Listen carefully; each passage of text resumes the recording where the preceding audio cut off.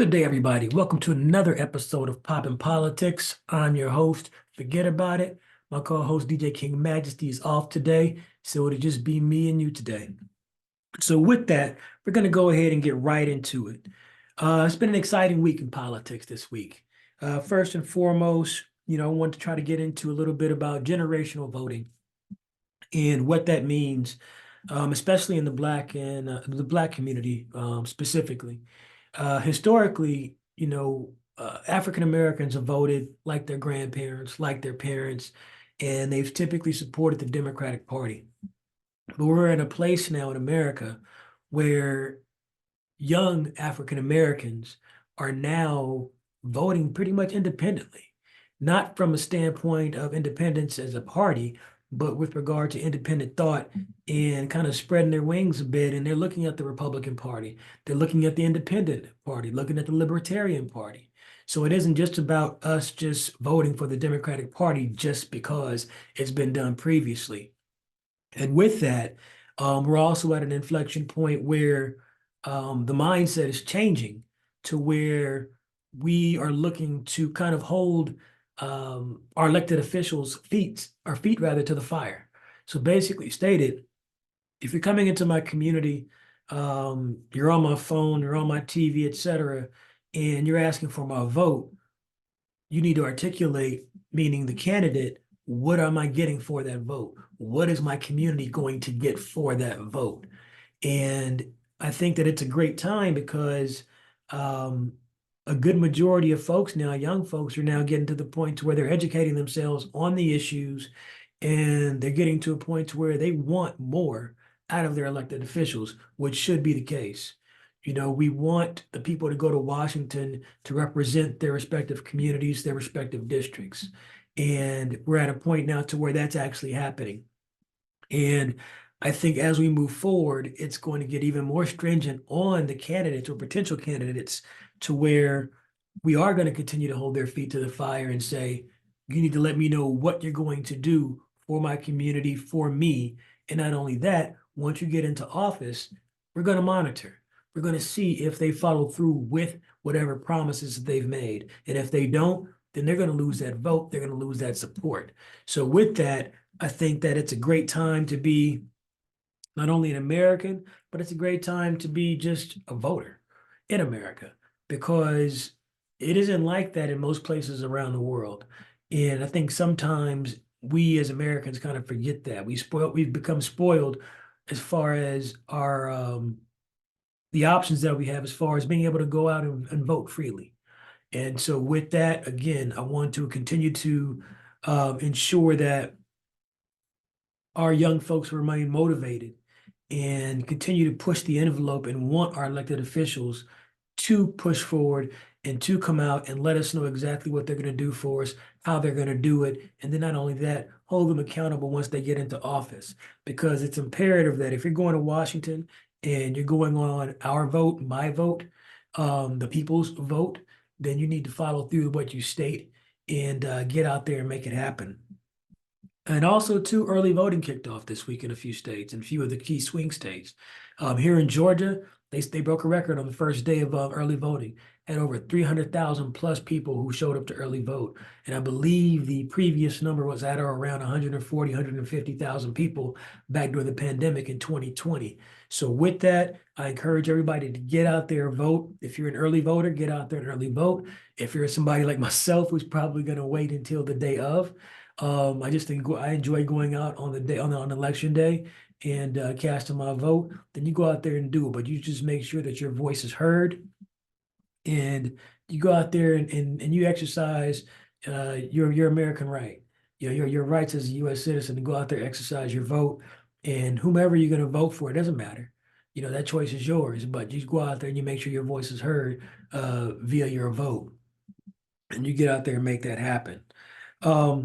I think also too this week, Madam Vice President Kamala Harris released her economic plan, and that plan specifically for Black America. And in that, she had some pretty interesting things. one of which would be she wants to provide 1 million forgivable loans for up to $20,000 for Black entrepreneurs, which is great. She wants to launch a national health equity initiative focused specifically on Black men and Black men's health. She wants to lower costs by enacting the first ever federal ban on corporate price gouging for food and groceries, which I'm sure it's needed.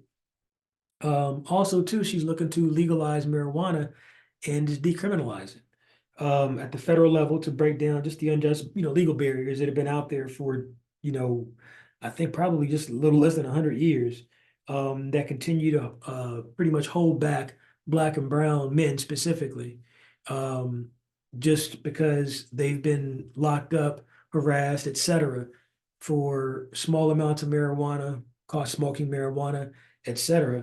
So it's imperative that, that gets done. And that sounds like a good idea for her to go ahead and put forth on her platform. Also, too, she's looking to lower rent and provide down payment assistance to triple the number of first-time Black homeowners, which is a great thing. So again, she's making inroads now with regard to trying to communicate more with the Black community and the brown community. She has a lot of work to do with regard to Michigan specifically. They have a large Palestinian population. And since the Biden administration has started sending weapons, et cetera, more weapons to Israel to fight the war with Hamas, via Gaza, and so many innocent civilians are being killed and continue to be killed. Those Palestinians, or the Palestinian population rather, in Michigan, in large part, has put out a message to stand down and not vote at all. So with that, she has some work to do over the next 3 weeks as far as reaching out to that population and hopefully get them to come around and get them to vote.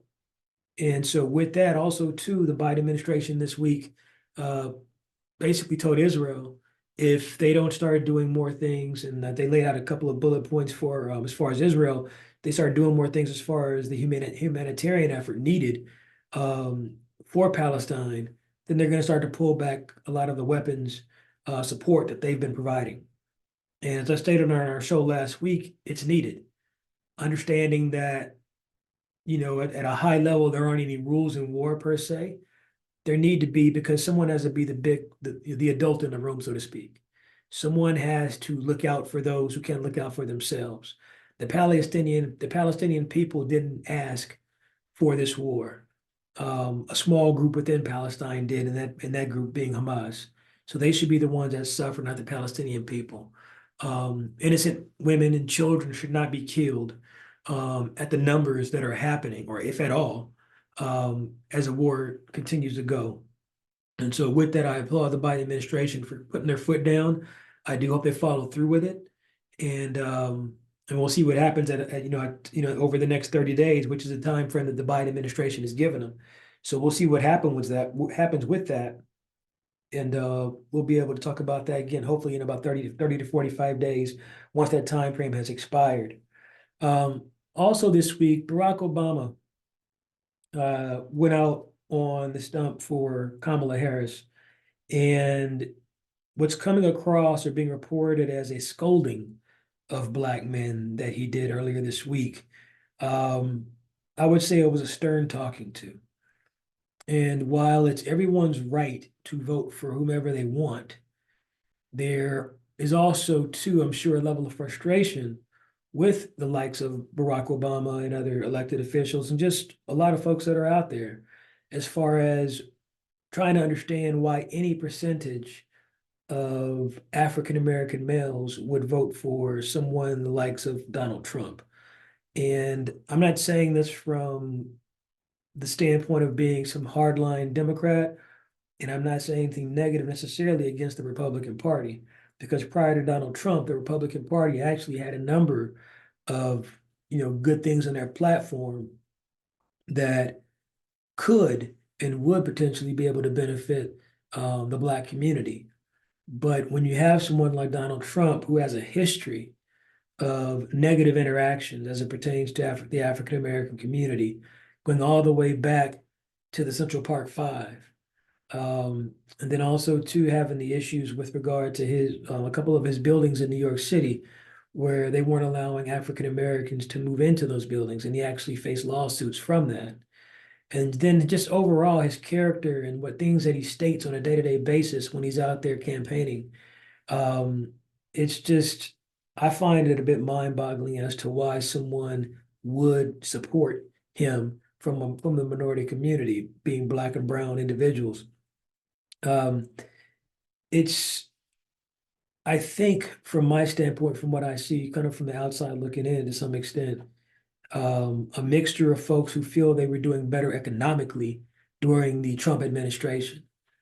Um, they may have been during his administration doing better, but they were doing better because of the economy that Barack Obama handed off to Donald Trump.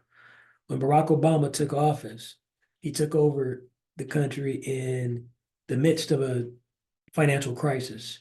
We were going towards very quickly a depression.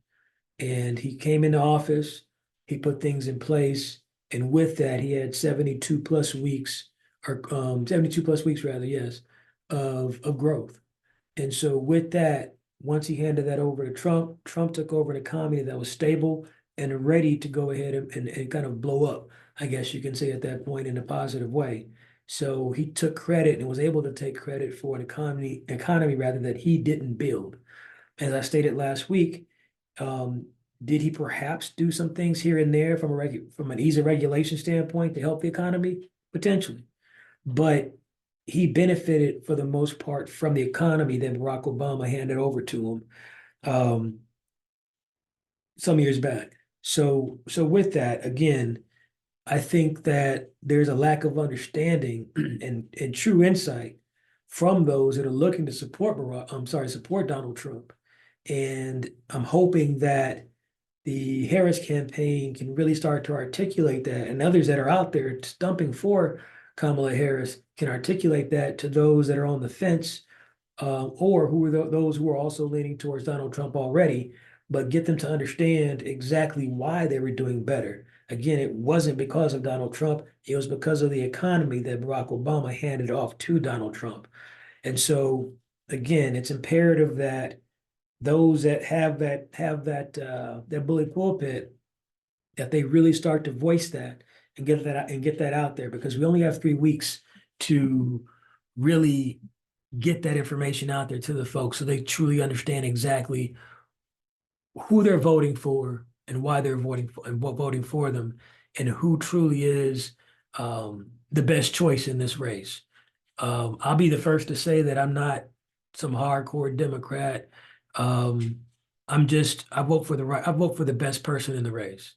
And in this particular race, it's Kamala Harris by far. And so with that, um, we just got to keep getting that message out there and ensure that we're doing our due diligence to make sure that we're getting the right information. And there's a lot of misinformation out there. So we have to make sure that we're getting the right information and that we have an understanding of it. And again, and just kind of taking it from there. But with that, we have to step away really quickly to pay some bills. And here's a piece from one of our sponsors, Ray Libre Tequila. Be right back.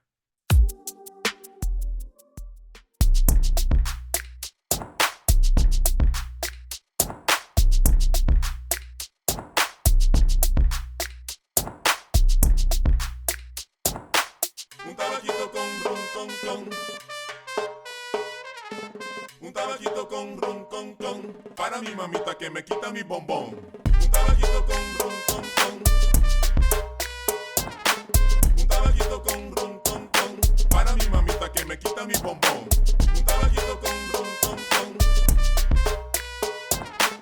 Un tabaquito con ron. All right, welcome back to another episode of Poppin' Politics. I'm your host, Forget About It. My co-host, DJ King Majesty, is off today, so it's just us today.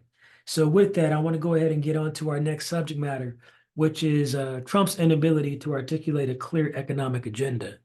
This week, Trump was in Chicago speaking to the economic group there in Chicago. And he found several hurdles, I guess you can say, when it came time to articulate his economic agenda. And it's easy to spew out a bunch of promises or things that sound good, but at the same token, you have to give it, you have to give those items some legs. How are you going to get from point A to point B and then from point B to point C? And this week he just couldn't do that, and I think that it says a lot that, just his demeanor when he was speaking, but also too, just overall, he never can provide uh, any detail as to what he's going to do from an economic standpoint. Again, he can go up there and say all kinds of things as far as this is going to be better, that's going to be greater, we're going to be the best, we're going to bring in billions and billions of dollars. He can say that all day long. But if you can't articulate clearly to the American people how you're going to go about doing that, then I'm sorry, you have no leg to stand on. And he continues to do that day after day, and that may appease his base. They're going to vote for him regardless. But for those that are out there that are either on the fence or who may want to vote, but for whatever reason, they're kind of waffling, that's not going to get that job done. And so with that, it's imperative, I think, that both candidates continue to speak to their economic agenda and provide, very detailed levels of clarity so we all understand exactly what they're going to do when they get into office. Again, going back to my opening statement, so we can then hold their feet to the fire and ensure that they're following through with whatever they say they're going to do. Whether it's Kamala Harris or Donald Trump, regardless, they both need to be held accountable. If either one gets into office, whichever one gets into office, rather, we need to make sure that they're doing what they're supposed to do to make this country run the way that it's supposed to. Um, Also in the news this week, the news broke that Trump sent Vladimir Putin COVID test in the midst of COVID. When there were shortages here in the United States, he sent COVID tests to Russia. Um, that in itself says a lot. In addition to that, there's reporting out there that he's actually met with Vladimir Putin multiple times since he's been in office, or been out of office, rather. And again, that says a lot right there. When the question was posed to him in Chicago at the economic speech that he was giving or discussion, he wouldn't speak to it. He wouldn't even admit that he did it. So he didn't say that he didn't. So if you're not saying that you didn't do it, then the assumption is going to be that you actually did. And so with that, that adds a lot of just really dark clouds over what people already speculated about his relationship with the likes of Russia, North Korea, etc. You know, as an American leader elected, as an American elected official, there are certain protocols. One, once you're out of office, there's no need for you to meet with foreign governments, let alone our adversaries. You weren't meeting with our allies. You were meeting with one of our chief adversaries in the world, Russia. And so not only that, you're not speaking to or even letting anyone know exactly what was discussed, what was the meaning of the meeting, why were you there, etc. So again, that just adds a lot of just weirdness to the situation that's already weird because again, we've already had our questions and our doubts around his relationships with these various communist leaders and dictators around the world, and those that he seems to admire. So that in itself is interesting. So with that, again, we have to just keep watching the news and see what gets reported. And from there, all I can say is vote accordingly. I'm glad to see that Kamala is doing a lot more interviews. This week, she's been all over the place.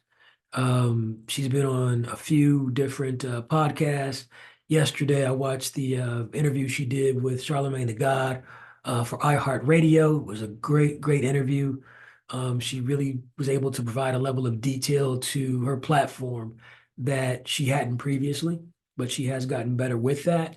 I believe she's going to do Fox News tomorrow, which should be an interesting interview in itself because this will be her first time doing an interview on Fox News directly ever. So that should be a great interview as well. And then next week she has a town hall that she's doing on CNN. So she's really getting out there doing her thing and making sure that she's seen and that she's getting her message out there. So I'm really excited to see that.